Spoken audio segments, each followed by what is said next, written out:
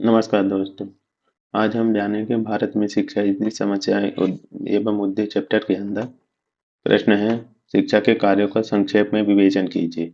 आपकी राय में इनमें से कौन अधिक महत्वपूर्ण है? अथवा शिक्षा के सामान्य कार्यों का वर्णन कीजिए। बाह्य मानव जीवन में शिक्षा के कार्यों का वर्णन कीजिए। अथवा शिक्षा मानव का जन्मसिद्ध अधिकार है, इस कथन से के संदर्भ में शिक्षा के कार्यों पर प्रकाश डालिए। अथवा शिक्षा जीवन की तैयारी है, विस्तार से समझाइए। उत्तर है इसमें शिक्षा के कार्य। Function of education. सैमुअल कोइंग के अनुसार शिक्षा मानव समाजों के आधारभूत कार्यकलापों में से एक है, क्योंकि मानव समाज का निरंतर अस्तित्व इसी बात पर निर्भर करता है कि वह अपनी विरासत को अपनी भावी संतति को सौंप दे। भावी संतति को अपने समाज का जीवन पद्धतियों का ज्ञान कराना भी आवश्यक है, ताकि वह उसके अनुसार चल सके। इसलिए प्रत्येक समाज के पास ऐसे साधन हुआ करते हैं जिससे जिनसे इन आवश्यकताओं की पूर्ति हो सके। डेनियल वेबस्टर के अनुसार शिक्षा का कार्य भावनाओं को अनुशासित, संवेगों को नियंत्रित, प्रेरणाओं को उत्तेजित, धार्मिक भावना को विकसित और नैतिकता की अभिवृद्धि करना है। शिक्षा के सामान्य कार्य। Function of general function of education. शिक्षा के सामान्य कार्यों का अध्ययन हम निम्नलिखित शीर्षकों के अंतर्गत कर सकते हैं। पहला है व्यक्तित्व का संतुलन विकास। व्यक्तित्व का संतुलित विकास। शिक्षा का प्रमुख कार्य बालक के व्यक्तित्व का संतुलित विकास करना है। व्यक्तित्व के अंतर्गत व्यक्ति के सभी पक्ष आ जाते हैं, जैसे शारीरिक, मानसिक, नैतिक, आध्यात्मिक आदि। शिक्षा द्वारा इन सभी पहलुओं का संतुलित विकास किया जाता है। दूसरा है अच्छे नागरिकों का निर्माण। किसी भी राष्ट्र की उन्नति उसके अच्छे नागरिकों पर निर्भर करती है। इसी कारण प्रत्येक राज्य इस बात पर की ओर विशेष ध्यान देता है कि उसके नागरिक अच्छे हों, ईमानदार हों, परिश्रमी हों और अपने कर्तव्यों तथा दायित्वों को भली प्रकार समझने वाले हों। इन गुणों का विकास शिक्षा द्वारा ही संभव है। तीसरा है संस्कृति व सभ्यता का संरक्षण व हस्तांतरण। शिक्षा का एक कार्य यह भी है कि वह संस्कृति और सभ्यता का संरक्षण करती है और भावी पीढ़ी को उसका हस्तांतरण करती है। प्रत्येक समाज के अपने रीति रिवाज, परंपराएं, नैतिकता, धर्म, विश्वास आदि होते हैं, उसके जिसको जिनको उसने अति प्राचीन काल से लेकर आज तक अर्जित किया है। चौथा है जन्मजात शक्तियों का विकास। मनोवैज्ञानिकों का कहना है कि शिक्षा का महत्वपूर्ण कार्य बालक के जन्मजात शक्तियों का विकास करना है। पांचवा है चरित्र निर्माण व नैतिक विकास। शिक्षा के द्वारा बालक के चरित्र का महत्वपूर्ण कार्य बालक की जन्मजात शक्तियों का विकास करना है। छठवां है मूल प्रवृत्तियों का नियंत्रण। पुनर्निर्देशन व शोधन। बालक के कुछ मूल प्रवृत्तियां होती हैं, जैसे जिज्ञासा, आत्म प्रदर्शन और सामूहिक जीवन। ये और अन्य सभी मूल प्रवृत्तियां जन्मजात होती हैं, इनको सीखा नहीं जाता है।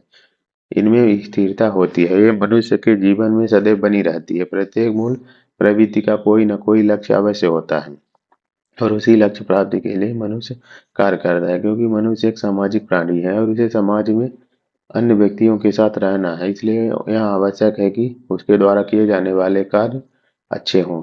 इन कार्यों को यह रूप शिक्षा द्वारा दिया जा सकता है। अतः यह आवश्यक है कि शिक्षा व्यक्ति को उन पर नियंत्रण करना सिखाए, उनका पुनर्निर्देशन करे अथवा उनकी शक्ति को अच्छे कार्यों में लगाए। सतमा है राजनैतिक व राष्ट्रीय सुरक्षा। राजनैतिक और राष्ट्रीय सुरक्षा को बनाए रखने में शिक्षा का महत्वपूर्ण योगदान है। आठवां है वयस्क जीवन की तैयारी। शिक्षा बालक को वयस्क जीवन के लिए तैयार करती है। आज का बालक कल का नागरिक है। दूसरे शब्दों में बालक बड़ा होकर नागरिक बनेगा। इस स्थिति में उसके कुछ कर्तव्य, कुछ दायित्व और कुछ अधिकार होंगे। शिक्षा के द्वारा उसे इस प्रकार तैयार किया जाना चाहिए कि वह इनका निर्वाह कर सके। नौवां है सामाजिक भावना का समावेश। व्यक्ति और समाज का अन्योन्याश्रित संबंध है। व्यक्ति अपने जन्म से लेकर मृत्यु तक समाज में रहता है। समाज में ही रहकर वह उन्नति कर सकता है, यश प्राप्त करता है और दूसरों की भलाई कर सकता है। वह यह तभी कर सकता है जब उसमें प्रेम, दया, परोपकार, सहानुभूति आदि सामाजिक गुण हो। इन गुणों का विकास शिक्षा द्वारा ही किया जा सकता है।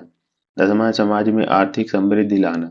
समाज में आर्थिक समृद्धि लाना अथवा उरु का आर्थिक विकास करना भी शिक्षा का एक महत्वपूर्ण कार्य है। वस्तुतः सामाजिक समृद्धि का होना सामाजिक संचालन और सामाजिक संगठन के लिए अत्यंत आवश्यक है।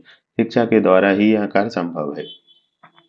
मानव जीवन में शिक्षा के कार्य। मानव जीवन के प्रत्येक क्षेत्र में शिक्षा अत्यंत आवश्यक है। बिना शिक्षा के व्यक्ति का जीवन पतवार के बिना नाव जैसा हो जाता है। प्रत्येक व्यक्ति को प्रत्येक क्षण प्रत्येक स्थान पर शिक्षा की आवश्यकता महसूस होती है। मानव जीवन में शिक्षा के कार्यों को निम्नलिखित बिंदुओं द्वारा स्पष्ट किया जा सकता है। पहला है आवश्यकताओं की पूर्ति। वर्तमान समाज में शिक्षा का मुख्य कार्य व्यक्ति की आवश्यकताओं की पूर्ति करना है। आवश्यकताओं की पूर्ति करना है। मानव की आधारभूत आवश्यकताएं भोजन, मकान और स्वास्थ्य। सामाजिक प्राणी होने के कारण उसे समाज के अन्य व्यक्तियों के साथ सामाजिक संबंध स्थापित करने की आवश्यकता है, जिससे कि वह मनोरंजन कर सके। उसे संघर्ष की आवश्यकता है, जिससे कि वह उन्नत कर सके। उसे अवसर की आवश्यकता है, जिससे कि वह अपनी योग्यता को विकसित कर सके। उसे धर्म की और जीवन दर्शन की आवश्यकता है, जिससे कि उसके जीवन का पथ प्रदर्शन हो सके। इन सब आवश्यकताओं को पूर्ण करना शिक्षा का आवश्यक कार्य है। दूसरा है व्यक्तित्व का विकास। शिक्षा का कार्य छात्रों के व्यक्तित्व का सर्वांगीण विकास करना है। फ्रेडरिक ट्रेसी के अनुसार समस्त शिक्षा का वास्तविक उद्देश्य व्यक्तित्व के आदर्श की पूर्ण प्राप्ति है। यह आदर्श संतुलित व्यक्तित्व है। तीसरा चरित्र का विकास। शिक्षा का कार्य उत्तम नैतिक चरित्र का विकास करना है। शिक्षा व्यक्तियों में नैतिकता का समावेश करती है। चौथा है व्यवसायिक कुशलता की प्राप्ति। मानव जीवन में शिक्षा का कार्य छात्रों को व्यवसायिक कुशलता की प्राप्ति में सहायता देना है। यदि शिक्षा छात्रों को किसी व्यवसाय में कुशल बना देती तो इससे दो लाभ होंगे। एक तो छात्र ने देश के उत्पादन में वृद्धि करेंगे। इसके अतिरिक्त उन्हें नौकरी मिलने में कोई कठिनाई नहीं होगी। पांचवा है भौतिक संपन्नता की प्राप्ति। शिक्षा व्यक्तियों को भौतिक संपन्नता प्राप्त करने में सहायता देती है। आज के भौतिकवादी युग में यदि शिक्षा यह कार्य नहीं करती है तो उसे व्यर्थ समझा जाता है। छठवां है आत्मनिर्भरता की प्राप्ति। मानव जीवन में शिक्षा का कार्य व्यक्ति को आत्मनिर्भर बनाना। ऐसा व्यक्ति समाज के लिए भार नहीं होता है, वह अपना भार स्वयं ऊपर ले लेता है। इससे न केवल उसका वरण समाज का ही भी हित होता है। सातवां है जीवन के लिए तैयारी। बच्चा का कार्य बच्चों को जीवन के लिए तैयार करना है। आठवां है वातावरण के अनुकूलन। शिक्षा का कार्य व्यक्ति को वातावरण के अनुकूल बनाता है। टॉमसन ने लिखा है वातावरण शिक्षक है और शिक्षक का कार्य है छात्रों को उस वातावरण के अनुकूल बनाना, जिससे कि वह जीवित रह सके और अपनी मूल प्रवृत्तियों को संतुलित करने के लिए अधिक से अधिक संभव अवसर प्राप्त कर सके। नौवां है वातावरण का रूप परिवर्तन। शिक्षा का कार्य व्यक्ति को वातावरण का रूप परिवर्तन करने या उनमें सुधार करने के योग्य बनाना है। यदि शिक्षा के द्वारा व्यक्ति में अच्छी आदतों का निर्माण कर दिया तो वह अपने वातावरण में परिवर्तन कर सकता है। 10वां अनुभवों का पुनर्गठन। व्यक्ति अपने जीवन में अनेक अनुभव प्राप्त करता है। शिक्षा के कार्य है इन अनुभवों का पुनर्गठन और पुनर्रचना करना। यदि शिक्षा तो यह कार्य करती है तो व्यक्ति अपनी भावी प्रगति के लिए अतीत का प्रयोग कर सकता है, अन्यथा नहीं। कार्य का व्यवहारिक ज्ञान। शिक्षा का अंतिम और महत्वपूर्ण कार्य है बालकों को विभिन्न कार्य क्षेत्रों का व्यवहारिक ज्ञान देना।